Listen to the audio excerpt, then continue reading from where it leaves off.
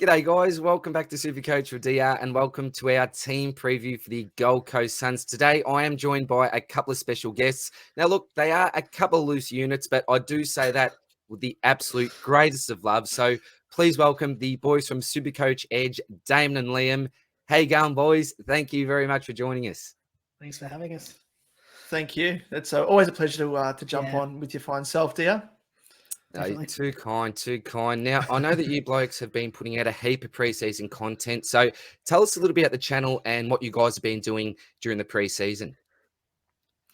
Yeah, well, we've kind of tried to step up our game, as has everyone, I think, that contributes with content in the SuperCoach community. But yeah, we've gone through so far and analysed the, I guess, line by line. We've gone with defenders, rucks, midfielders, forwards, and then we'll be going through looking at some strategies as well. That's kind of the next episode after we release the forwards episode. But yeah, tried to up our game, and there's always the usual banter and whatnot that we have, and lunacy that we kind of delve into at different stages, you can probably call it.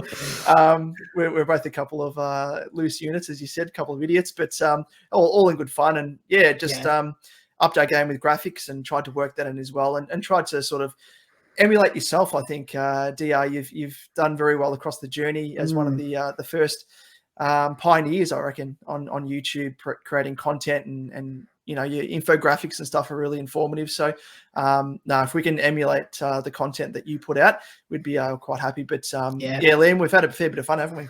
Yeah, it's been great. It's been good talking about SuperCoach again, I think, and just footy in general. It's always fun. You're too kind as well, boys. You're too kind. You've absolutely taken it to another level this preseason, let me tell you. But look, we were talking about fun there, and I know that obviously SuperCoach is a massive hobby for both of you, but there's something else, you know, a bit of a hidden interest that maybe not too many people would know about, and that's the fact that you are very, very keen card collectors. So I was lucky enough to tune into one of your live unboxing videos. I think it was around a month ago, where you were unboxing a decent set of cards there. So look, firstly, what type of cards do you collect? And we might start off with you, Damo. Do you have any type of holy grail, mate? Or tell us a little bit about your card collecting, bud. Yeah, for anyone that watches our content, probably no secret as to who my holy grail player is that I collect. I'm trying to do a bit of a master collection, so I've gone all the way back to when he was first drafted, and I'll give you a little bit of a sneak peek. So it's this man, Sammy Walsh. So I've tried to go back and collect every single one of his cards in the Select series. So yeah, Liam and I are quite avid Select AFL card collectors. Sort of reignited the passion. I mean, back when I was younger, I was collecting, you know, in my sort of early teens, and even I think it was back when I was about 9-10 years of age. I used to do it with my brother, and had even a sticker book at one stage as well, which they released, which is always good fun, trying to like stick them in the little margins and whatnot. And then, yeah, just collecting all the mascots and all that. And then I think the Herald Sun were releasing their cards as well, which weren't as good quality.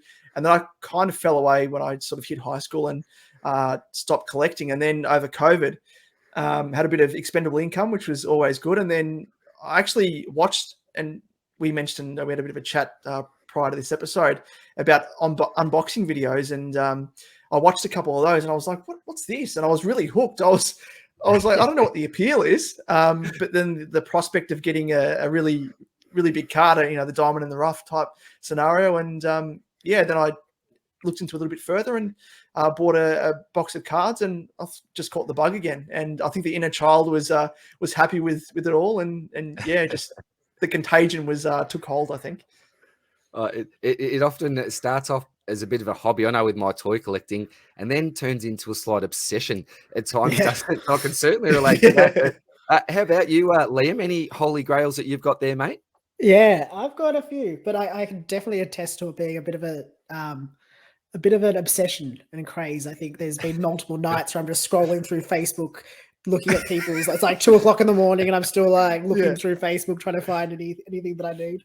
A couple of holy grails. Got some old John Coleman cards from the 50s, which are nice. Oh wow! And I have to say, probably my two favorites at this stage are the dynamic duo, Lloyd and Lucas, back reunited. There is Yeah. a combo. Lordy and The tall Lucas. timber. One of the best of all time, do you think there, mate? Probably of maybe the modern era, but yeah, No, big, Are you big fan of are you those sure it's two. up there? Are you sure it's up there with the likes of like Favola and Corey McKernan back in the day, or Lawrence Angman? Yeah. Lawrence Angman, there's a name that you don't hear too much. You got to, do you have a Lawrence Angman card in a folder somewhere, boys? I've actually, the only card I think they've released of him, I actually have had a look, because back in the day, early 2000s, being a Carlton Nuffy, I saw something in him. Like he had a fair bit of potential, injury ravaged, but then I think he was just stupidity ravaged as well. He had a fair few off-field issues, and now he's probably on the dole and living his best life as he can. But unfortunate, because I reckon he could have been anything, and I still attest to that. He could have been anything. You never know, do we? Yeah, exactly. Sliding doors moments, who knows? But yeah, I didn't hold up the cards that. So this is my holy grail. It's the first card that was released of. Actually, no, I think it was maybe the second or third card they released, but his first signature series of this. And yeah, I was telling you off air that it was going on the secondary market for about $100-$200 in its first year of release. But you have a look now, and it's worth about $1,500. So it's like the stock market. Like it's insane. Yeah, but no, good fun. Definitely a fair investment there, boys. But look, I could talk cards all day. I really could. Maybe we can off air again for a little while. But look, let's get into this preview, because today we are talking about the Gold Coast Suns. I did mention off air as well. Went to the op shop with the little fella the other day. Look at that, number 9, the second best son of all time, after my man Tuke Miller, the trademark, who we'll talk about. But the first bloke that we are going to talk about here is actually the most expensive defensive mid option that we have this year, and that is Mr. Brandon Ellis. So he's going to cost us $506,500 this year, averaged 92 last year in 2022. Now, his last 6 games of the year, 128, 86, 121, 96, a 149, if you don't mind, and then follows that up with a 108. So a really red-hot end to the season. Liam, we might ask you, mate, what do you think about Brandon Ellis this year, and is he in consideration for your team at all there, bud? Yeah, it's an interesting one. One that I hadn't considered until I sort of, as you said, looked at those last 6 games. And I think it ends up as an average score of 114.6. And I guess I wanted to delve into it a little bit and look into it. What happened? And I guess just take a step back quickly. I guess there was sort of key players for the kick-ins at the Suns.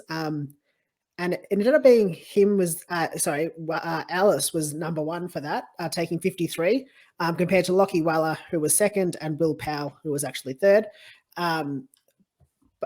So he was the key kick-in taker. But interestingly, he wasn't the key kick-in taker at the start of the season. Weller and Powell actually both, I think, injured midway through the season. And they were the ones that were taking the lion's share of the kickouts. And once they went down, he actually benefited from it and went and took the majority of the kickouts from there. So he really sort of overtook them quite quickly. And that's where the average really kicked off. He was averaging 6.3 kick-ins in his last 6 games. And as I said, averaged 114. But before that point, he actually only turned up 3 times. And from that, from games 1 to 16, and then 4 times after that from round 17 to 23. So went absolutely bananas. Probably at this stage for me is probably not in consideration unless we see a similar role for him where he's getting the kickouts. Powell, by all reports, he had that really nasty ankle injury. He's by all reports in the frame for round 1. So if he comes back, does Ellis get that lion's share of the kickouts? I mean, that's the question that I'm probably wanting to be asked. But if he does, I mean, he'd be pretty underpriced, considering his, 93 average, and really went bananas once he did take those kick-ins. Fantastic homework there, mate. Damo, any thoughts from your end, mate, or pretty much agree with what Liam said there, bud? Yeah, when it comes to players that are sort of, if they've got a favourable part of their role, if it's contingent upon other players being out, for me, it always screams a bit of danger, because you're rolling the dice there of players not being in order for the player to achieve like a bit of a higher ceiling, I guess you could say. So I think the fact that he's high scoring, it shows there, like Liam mentioned, it was a bit of a correlation with him only benefiting with Weller and Powell out. I think with them coming back into the team, you probably see him regress back to his scoring of old, and then losing some of his kickouts. But yeah, I mean, it's good to see that, you know, potentially there's a bit of a strategy. If one of those guys goes out, then, you know, there might be a bit of a pod mix there as a bit of a trade in down the line, depending on his price point at the time. But yeah, interesting one to keep note of, I think, nonetheless. Well, at least one to put on the watch list at a minimum at this stage. Yeah. Absolutely love it, boys. Now, you did quickly mention Will Powell there. He's priced at 425,300. If we're skipping Alice, is Powell just a pretty quick skip as well, do you think there, Liam? Yeah, probably similar for me. Obviously had that injury, so in round 14. So really looking at how he has to return from that. So that's probably my one concern. My number one concern is how does he bounce back? Obviously, a pretty bad ankle injury. His averages in the last 3 years: 77.2, 82, 66.8. Nothing really to write home about, I don't think there. Probably the main concerns for me. Damon, what are your thoughts? Yeah, I'm not so much a fan of him. Probably, if you're going to compare all these defenders, I think Alice probably stands out the most. Yeah.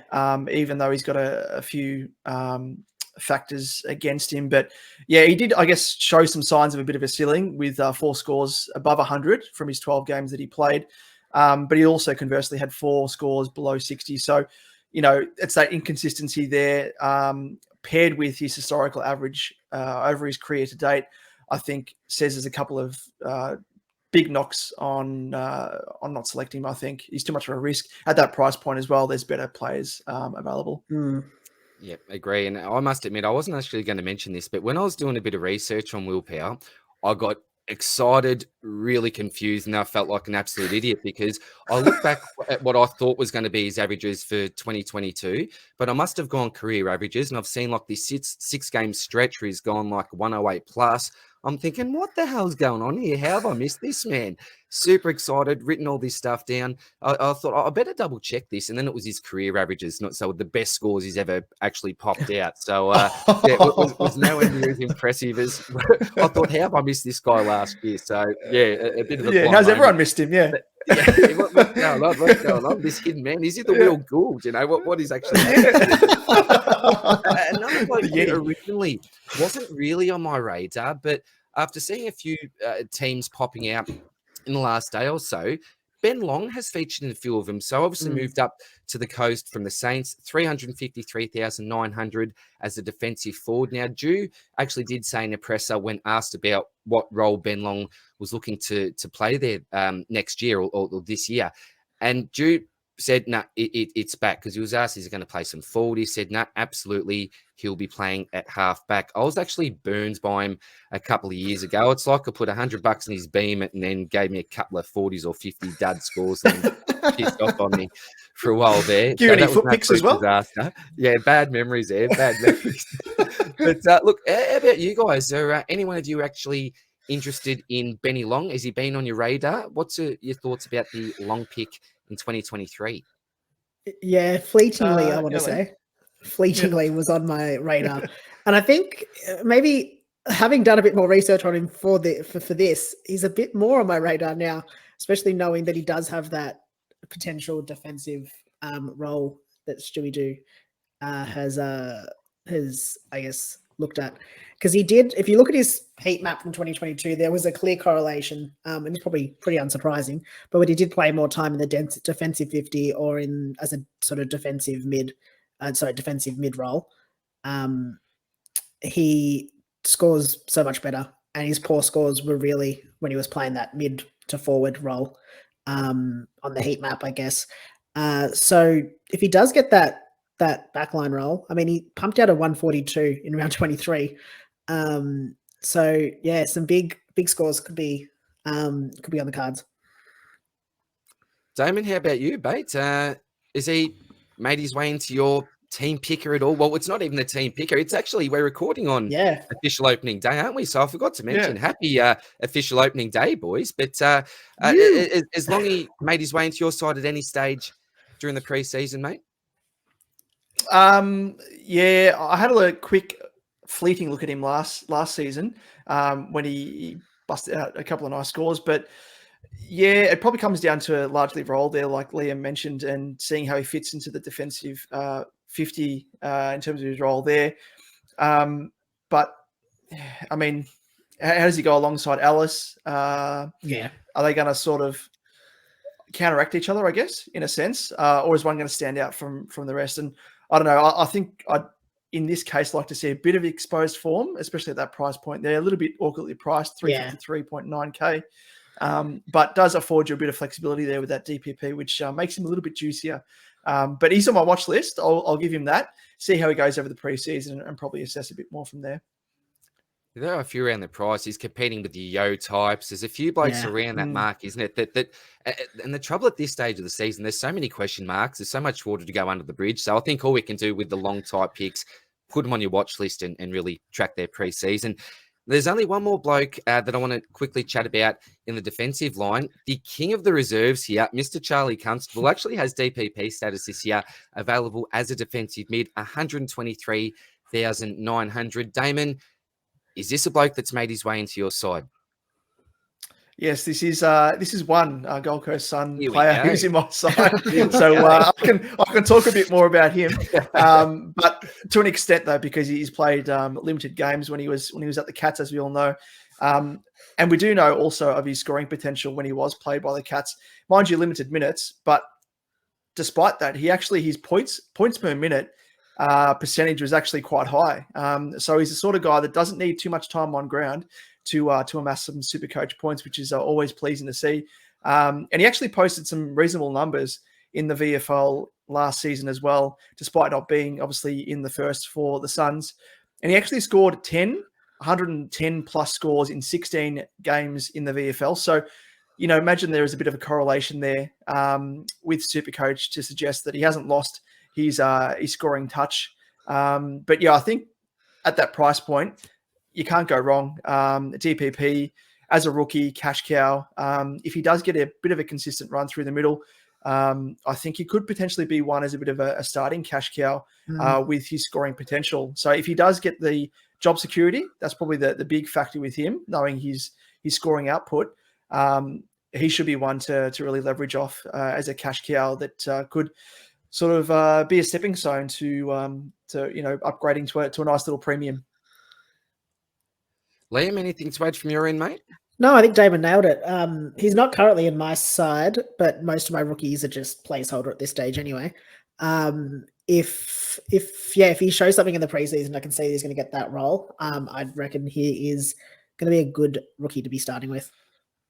Fantastic. So maybe it might be just a case of maybe waiting for an injury or two, because it may be a little bit hard to break into that Gold Coast midfield. Yeah. And speaking about the Gold Coast midfield, we might as well transition into there now. And you know who we're going to start with. It's my favourite non-Lions player in the comp. It's Took the Trademark Miller, one of my all-time favourites. I have a massive man crush on this man. And if you've watched my channel, for the last couple of years, you know how much I do love this bloke.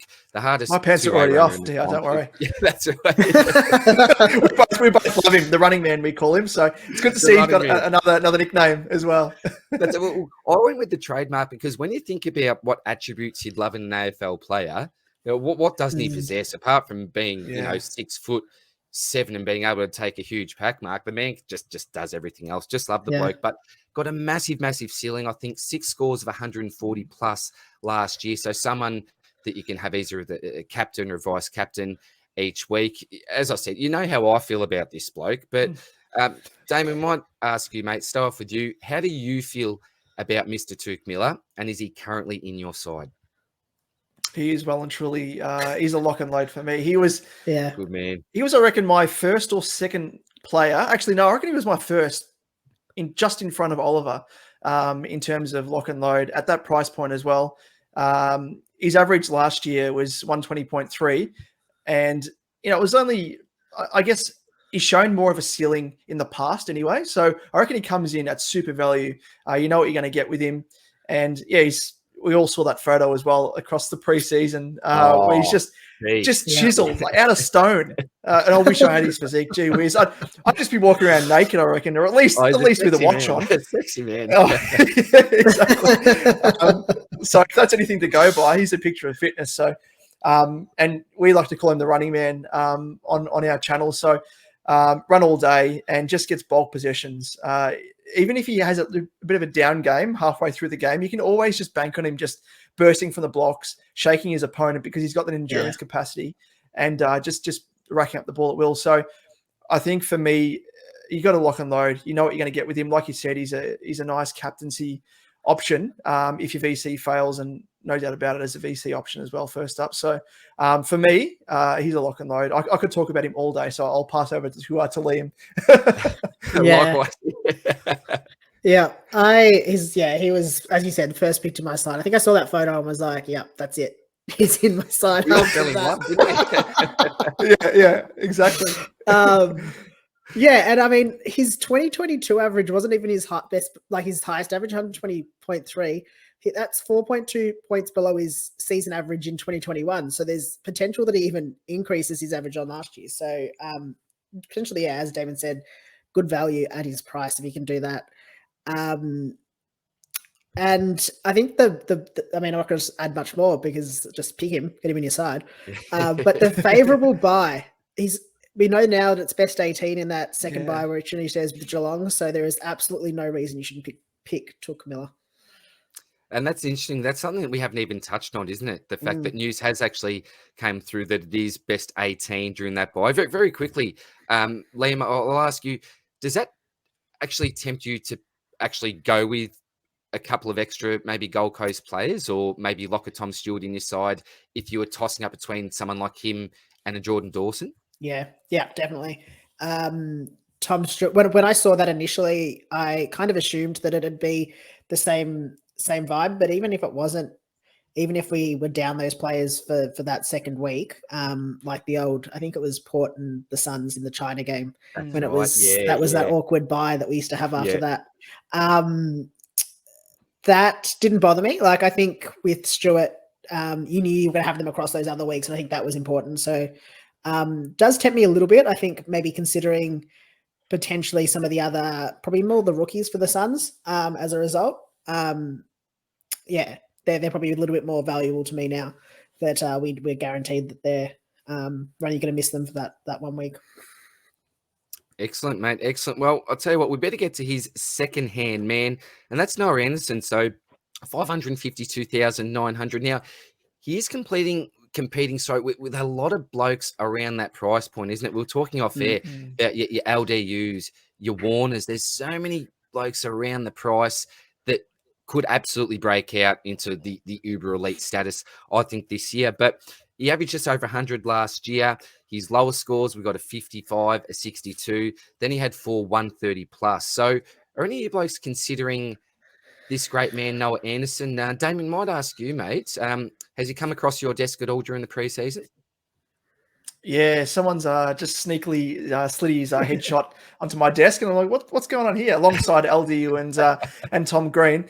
But for good reason, like you mentioned, he's kind of the next guy to sort of take that step. And I have wondered, like, reviewing my past few endless SuperCoach years, and it's almost like you got to try and pick those guys that are going to take the next step, because a lot of people just go off historical data as opposed to trying to, like, cast your minds forward as to who's going to take the next step. And I think Anderson is definitely one of those guys. Like, looking over his past 3 years, his average is incrementally gone up and up and up. Like, he had 76.6 in 2020, 83.6 in 2021, and 100.4 in 2022. So all the signs are there that he's going to, again, take the next step and jump up to another level. So for me, I think he's definitely in calculations for just that one spot on the side, but I wish I could select him, and I had the guts to select him, but it's almost, in order to do so, he'd be taking the spot of like a Jack Steele or one of those more established guys. And I'm just sort of weighing up, can he average more than these guys, or can he average as much as them? Because if he can average as much as them, then he's obviously coming at a bit of a discount compared to those guys that are around about the 600K range, like a Steele or whatnot. But for me, I'm going to wait and see as to how he goes over the preseason. But he is in contention alongside Tom Green and LDU. I wish I had more spots in the midfield. It's like that, isn't it? How about you, Liam? Yeah. What are your thoughts on Noah Anderson, mate? I think I'm likewise with Damon. He's one of those ones I wish I could pick him, but the query I really have is who does he displace from the top 10 mids? Can he get there? Like, he has to lift his average essentially by another 20 plus points in this season. So that's probably the query I have on him. I mean, he lifted it basically 20 points last year, so there's not saying that he can't do it, but it's probably that little bit harder to get up to that 120 mark. Did show a good ceiling with those 5 games out of 21 at 120 plus, but also had, as we said, 11 games under 100.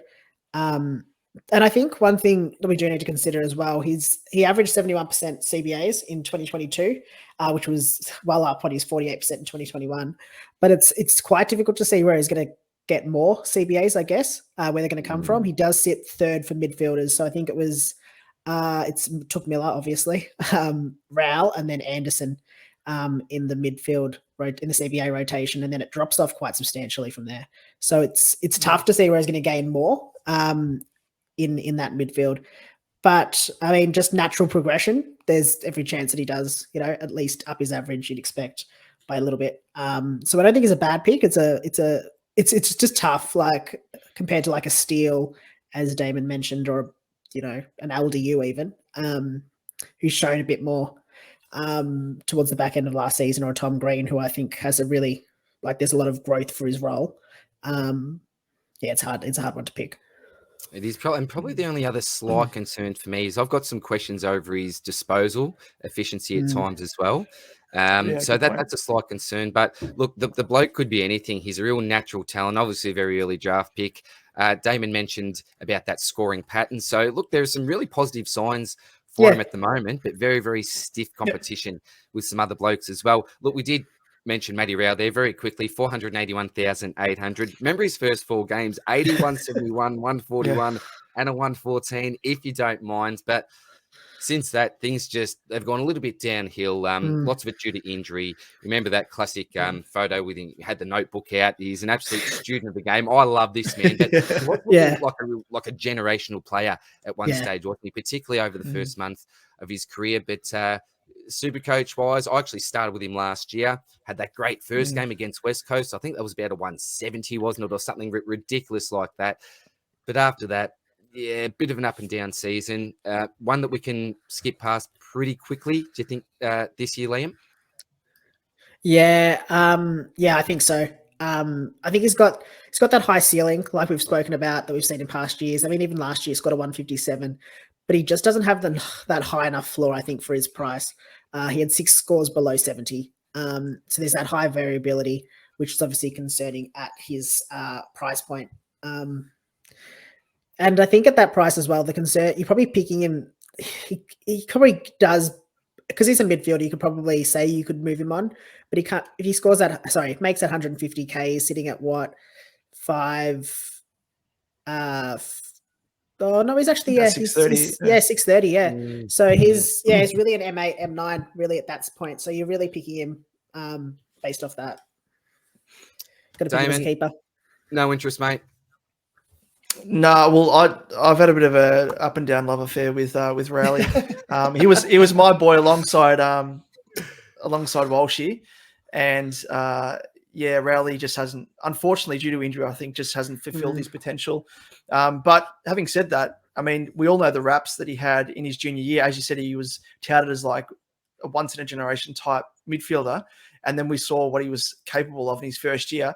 It wouldn't surprise me, having said all that, that he might take the next step, just burst from the blocks and just take that next step that he should have had in his second year. But he's been obviously delayed through injury, and form has sort of suffered as a result. So I don't know, as you said, Liam, that, there's probably too much volatility in his scoring at the moment to have confidence in selecting him at that price point, especially. So I'm gonna sit back and I've already severed ties with Rowley. Unfortunately, I've sent him a box of roses and a love letter as well, and said commiserations. But who knows? The door is still open. It's still ajar, so I'll keep it ajar for him just in case. Done and dusted. The old "it's not you, it's me," was it?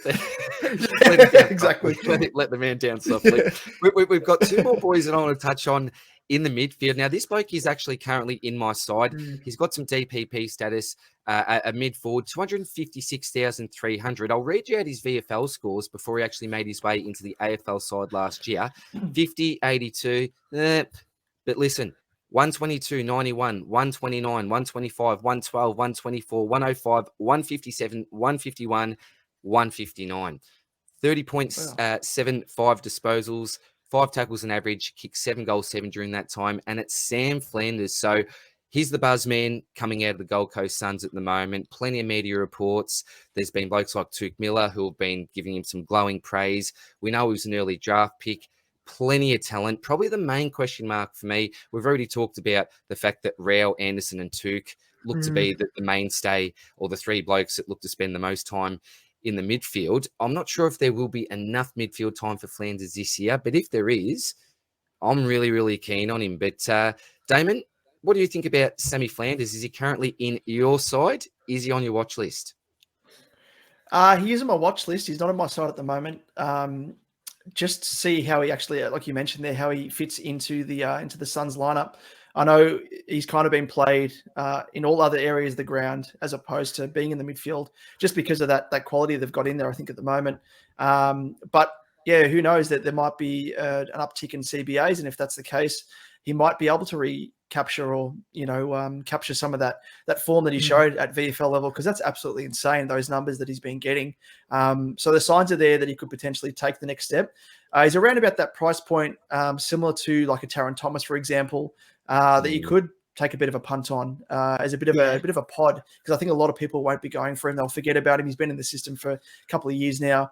But yeah, he's on my watch list, just to wait and see as to how he fits into that Suns lineup. If he's showing that he's going to be given a little bit more time in the engine room, I might be tempted to take the punt, especially as a mid forward. Love it. Liam, Flanders on your side?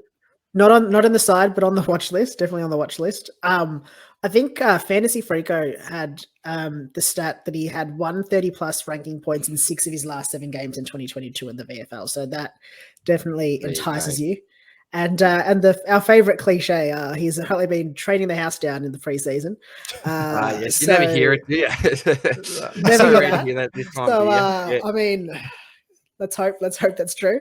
But yeah, I think one to watch, and as Damon said, I think might become a bit of a pod mid-pricer potentially. I think a few people might avoid him just based off his averages at AFL level so far. But it is really going to be role dependent. If he can get some CBAs, there's upside, but the big question is, can he get those CBAs? That's exactly right. And when we do look at those scores in the VFL, obviously he's playing right in the guts there. I'd assume his CBA rate would be pretty high as well. But, now transitioning, if he does get into the first 22, stiff competition, obviously the level obviously goes up a lot more as well. So certainly some question marks, but I'm personally really, really keen on this bloke. One more bloke that we want to talk about is a mid-forward drafted this year with their first pick, Bailey Humphrey, 184,800. I must admit, I don't know a lot about Humphrey. I don't know much about his SuperCoach or his fantasy scoring history, even as a junior. But Damon, do you know much about this fella? Has he come across your desk, or no one sort of slipped that one on there, mate? No one's put his headshot on my randomly on my desk. So I'd actually, having said that, I don't know what he looks like. So it could have been that. I was like, who's this random headshot of this guy? Just threw it in the bin.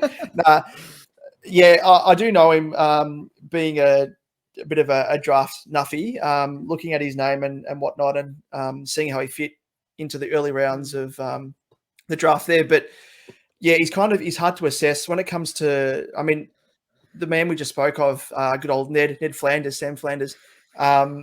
He was kind of marooned up forward at different stages and wasn't really given much of an opportunity to play through the middle. So maybe you can use him as a bit of a template, maybe that they might be using Humphrey in the similar mold. He is a bit of a goal-kicking midfielder, can play up forward.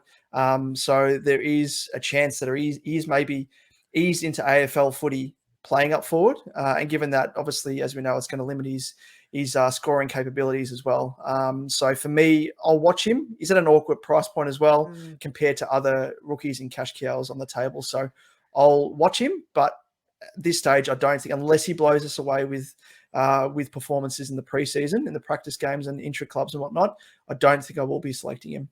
Yeah, a lot of competition at the price. Liam, anything that you can add to that, bud? No, likewise, price is probably the biggest issue for me at this stage. Yeah. There's lots of competition. You got your McLeans, and this next man, we might actually. I was getting a bit excited. I was about to transition to the forward line, but very, very quickly, I was about to skip the ruck, and that's very disrespect to this man because he absolutely killed it last year. I jumped on him pretty early, luckily enough, and that is Jared Witts, captain, along with Tuke Miller, 605,100. Now, the issue is here, or the main question is, can he actually back it up at 30 years of age? Very, very expensive. Personally, I'm looking at some cheaper options myself this year. But Liam, Jared Witts, can he back it up? Or do you think we just wait for him to go down and maybe assess how he goes in the first maybe month or two? Yeah, personally, I'm not picking him. I can't. I can see why people are being enticed by him. Obviously, with his 2022 scoring pattern and average, but I do want to say his 2023 score price. Sorry, is probably inflated due to his season best average of 109.9, and he hasn't averaged above 100 other than that in his career. His next best average was just under 99.7 in 2019, and then mid-90s for 2017 and 2020. But I think the biggest issue, and I think we've raised this a bit, is probably his scores in 2022 were quite inflated by sort of a pretty good run that he had. There was, I think, weeks and weeks where I remember last year, David and I were going, make sure you captain Witts because he's coming up against the inanimate carbon rod at Hawthorn or at Fremantle or whenever there was a ruck injury, Witts was sure to play them the next week. And I think that probably inflated his scoring, obviously, Output, and probably a bit tough for us to rep. I mean, he could get another golden run and could just absolutely kill it with his average, but I think it's probably unlikely, and it's a big bet to place. Lightning often doesn't strike twice. That's a great point about that run that he had, because I was a Jared Witts owner, and you look every week, you're like, how is this actually happening? This is unbelievable. I took it, believe me, I took it. Oh, yeah, 100%. I'll tell you what. But Damon, do you think he finishes R1 this year? Do you think there's a chance? We just go back to that golden run. Like, I reckon his second half of the year, or second maybe quarter of the year, last quarter of the year, was probably more reflective of his true scoring output and probably more in line with how he's averaged over previous years as well. He's done very well. There was a run there from, I think it was around round 7 to round 11 where he scored like 136 against Darcy Cameron, 132 against Laddams, 113 against Meek, 131 against Jordan Sweet, 119 against Kajitsky. And that really inflated his average. I think he climbed from 114 to 119. And then from then on, he started getting a few more tougher opponents. And then he just whittled down to finish on an average of 109.9. So I don't know. Having said that, maybe he could recapture it, but I think he was flattered by the schedule more than anything. So I don't know. I can't see him recapturing those heights at that price point anyway. Yeah, it's a really good point about the schedule. It reminds me a bit of a poker player. So I love my poker, and look, there's lots of skill in poker. Don't get me wrong. So he's obviously had a great pre-season. He's obviously the captain of the club, real professional. So good on him. But if you've got pocket aces, that's pretty handy, isn't it? So I think for his first run here, he's got some kings, some aces, a nice Jack 10 suited, made a straight, and then just bombed out. Got a few 7-2s, I think, from then on, unfortunately. But, I think that's a really good point. And I must admit, it's something that I didn't think about too much. But when you do reflect on his year last year, particularly as an owner, you go, yep, that is exactly right. This man had a bloody good run. And it'd be pretty rare to have another run like that again this year, I think. But look, I was keen to get into the forwards before. There's only a couple of forwards that I really want to touch on here, and they are a couple of cheapies. So the first one, many coaches are interested, and just due to price, I think. Ben King, 176,300. Obviously, his 2022 was wiped out with an ACL. Yeah. He's clearly best 22. He's going to be their major target. I must admit that Big Levi did a fantastic job filling in as pretty cheap option for them last year. But the question for me is, it's clearly best 22. Will he actually score enough? So season averages so far, 41, 56, and 53. So will he actually make us enough money, do you think? Look, with some of these blokes as well with key forwards, we only really need one or two big spike games, don't we, for their price to rise, and then we might be able to flip them off. But Liam, Benny King, what do you think about his prospects this year? And can he average enough to actually make it worth the price at around 180K or just under that, mate? Yeah, as you said, it's always tough. Key position forward can go absolutely bonkers one game and absolutely skyrocket their price, and that's all it takes. Especially when you're a rookie. I think of Taylor Walker had that absolute golden run. And that's right. Yeah, just a few Lynch weeks, get a bit of well, confidence. Lynch. Another good one. So yeah, I guess it's a hard one. He's got the job security, so you're not going to be worried about that. The query is obviously returning from the ACL. How does he, come out from that? And as a key position forward, he can be a bit volatile. So he might have some good games. He might have some slower, lower games. It might be a bit of a slow burn as a cash cow. And obviously, because he's a bit more expensive as a rookie, coming in a little bit elevated, it's going to probably cap his cash gen a little bit. But if you're going to be patient, I reckon he's not too bad. Got the job security. So at least if he is a slow burn, you're not going to be worried about him missing every, worrying about like some of the other key position forward rookies that might miss after one or two bad showings. Great point.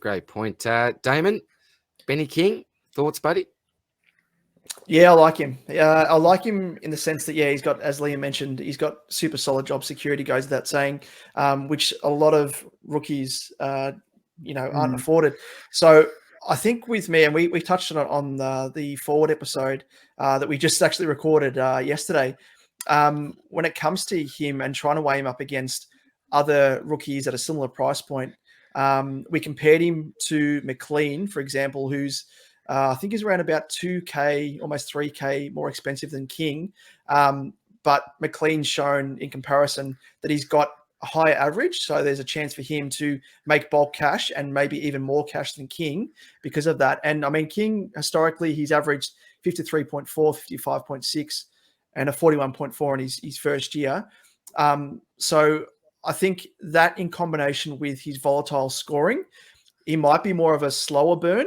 And I think the one thing that's sort of is a bit of a caveat on that is if he's a slow burn, slow cash gen type rookie, it means that your rate of upgrading your team to primos is slowed with it. So that's something to sort of keep in mind. But I think it's kind of offset by the fact that he is assured that security in his best 22 role. So I think he's someone that you should probably bank on. And someone that, kind of have to. There's every year there's a player that's not going to score as well, and will make you cash, no doubt, but be more of a slow burn. So I think he's someone that you should be looking at very, very closely. But just kind of keep that in mind, and we'll delve into it further as well with our upcoming episode when we talk about strategies and trying to differentiate between cash cows and rookies in general. But he's a good option, I think. Excellent. I cannot wait for that episode, mate. Now, quick question without notice, just while we're talking about King, because one of the great members of the channel, Causa, did ask a question the other day when I was on the Jock Reynolds podcast with Clark and Damo, and that was, can we afford to have someone around, just say King's price on our bench, just say as our F7, because of that job security? You got any thoughts on that, boys? Whether or not is it too much to have on your bench, or is it maybe a smart idea if we don't have a lot of those cheaper price blokes that do come with that good security? Yeah, definitely. I was going to say the exact same. I can see you licking your lips. Yeah, I don't know, because I was actually thinking that. I was like, he'd be perfect, essentially. Key position forward, slow burn, on the bench. just raking up cash slowly but surely. But then I look at his price and I say, oh, I don't know if I want to do that. That's a lot of money to have on the bench so early on in the season. It's a tough one. I think in this case, it probably does make sense. He's got the job security, especially as you said, if you don't have a lot of lower priced options, it makes sense. We know he's got the job security, as we said as well. He just needs 1 or 2 big games, and his price could skyrocket, and you can move him on pretty quickly. So yeah, it's definitely something you can consider. Damon, thoughts, mate? I totally agree. Yep. Yeah, when it comes to some rookies, I think you almost need one at least in each line that's going to afford you a bit of cover. So not only are they there to make cash as a cash cow, but provide a bit of cover if there's an injury or a suspension. You don't want to be, trading out someone because of an injury or suspension. So you still want to lean upon the bench cover there. So I think what he affords in that respect is almost just as valuable as being a cash cow.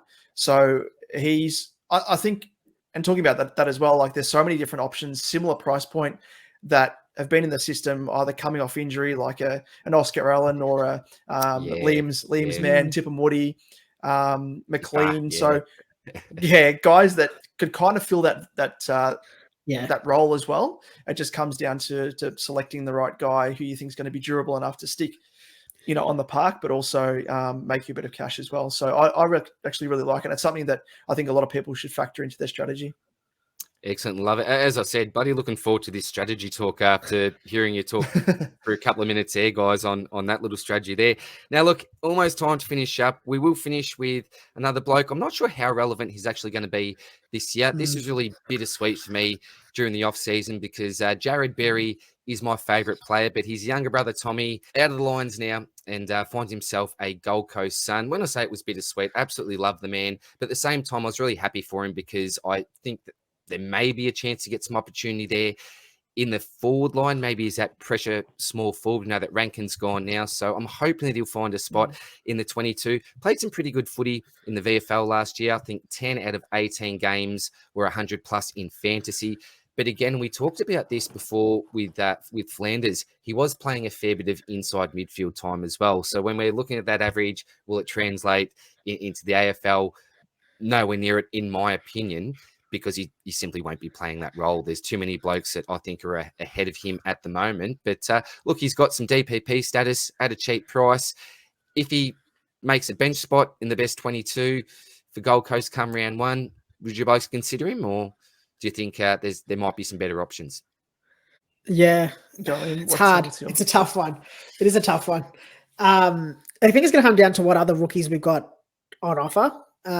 I mean, I'm going to say he's in my side currently as a placeholder just because he's 123k, and it was, I think, because he was Tom Berry, he was right at the top of the list, so I just picked him.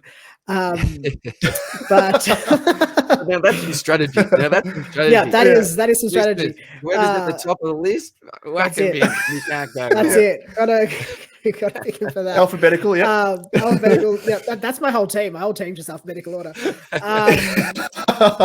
Let's see how we go. So yeah, I have to say, he's in my side purely as a placeholder. If he was named, but if we don't have the options, potentially I'd pick him. But it's hard to look at him. I mean, he played 2 games in 2022, scores of 37 and 17, and then hasn't really broken into the Lions side, and obviously now at the Suns.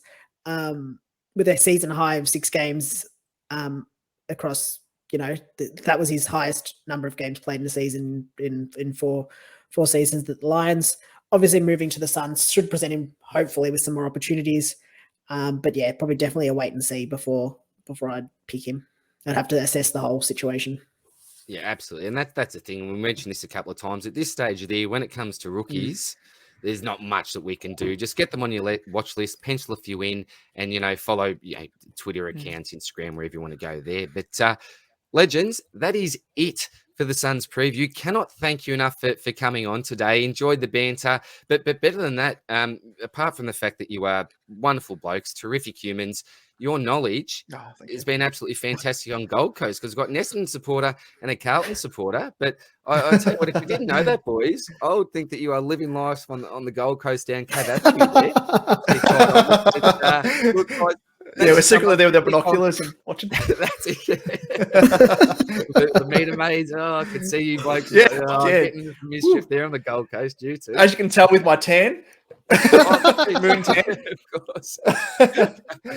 but blokes, before I do let you go, tell us, what are your plans in the next couple of weeks and for any more content? You told us you're putting out a strategy video, which should be an absolute must watch. But apart from that, do you have any plans that you'd sort of like to spruik over the next month or two, guys? Yeah, well, our next episode is the forwards episode, and then after that, we are delving into the strategy. So we'll be looking at the buys, strategy around boosts. With the extra buy week, like I think a lot of people let it slide by the wayside. So I think there's a reason now, especially with that Gold Coast Geelong buy, and the fact that, as we mentioned near the top of the show, that it's the best 18 players. Like there's an added layer of strategy there. So we'll delve into that and a few things more as well. And then we might even do a bit of a team reveal as well as to how we're tracking at this stage. I've hinted as to what players we've got in our sides at the moment, but it probably comes down to how the cards fall over coming weeks with news and whatnot. But we'll be delivering all that, as much analysis as we can, and having a bit of fun as we go about it as well. So Liam, anything you want to add? No, I'm just really looking forward to the strategy episode. I have to say, I've been thinking about it quite a lot, and I think it's something that's probably something I haven't thought about how I play, and I've thought about the strategy a little bit more this year. And I'm probably excited to talk about it. Some different things that I've been considering. Fantastic, boys. Well, I think we can see they're obviously your Twitter handles there. We've got at DamoJ88 and at Liam Evans _95 on Twitter. And look, we know you've got a really large audience, particularly on things like Spotify. But look, guys, this is obviously the YouTube platform. Make sure that you show these guys some love on their YouTube channel as well, because we need to up these subscribers. The work that both Liam and Damon do is absolutely phenomenal. And as I said, I'm an avid watcher each and every week. Must watch that strategy episode and all the other stuff that you've got going on during the preseason. But legends, thank you very much for joining me again. Good luck and happy card collecting. When's the next select series coming out? When's the next one available or hit the shelves? Well, I think it was the last. Well, now that we've ticked over, geez, I'm back in 2022. So let me just pull myself forward into the future, into the current times. 2023, I think it'd be around about March, maybe February. Yeah, Footy Stars. Yeah, maybe. Yeah, Footy Stars 2023 is always the cookie cutter type thing that they have every year. Yeah, it kicks it off. So looking forward to that. But should mention as well, we forgot to mention on our YouTube channel, we're running a little bit of a competition at the moment. So we've set a couple of benchmarks. So once we hit the 250 subscriber mark, we'll be doing a little bit of a giveaway. We haven't revealed what it is yet, but there's a couple of things in the works. And then we've set a target of 500 subscribers at round one. So if we can hit that, we'll be doing an additional giveaway as well. So we always appreciate the support from the community at large, but also yourself as well in spreading the word and getting other content creators on your channel. So thank you so much, DR, for having us on, and I really appreciate it. It is an absolute pleasure. Look, I told you, everyone, there are a couple of loose units, these guys, but two of the most lovable blokes that you would ever meet in your life, and two of the most knowledgeable super coaches out there as well. So I'm going to stop yapping on. I've got my little fella I need to start taking care of there. I think the wife's had him for most of the day. I know that she's had him for most of the day. So I'm on baby duty. Thanks for watching, guys. Thanks for coming on, legends. I'll see you soon in the next one. Cheers. Bye, guys. Thanks. Mate.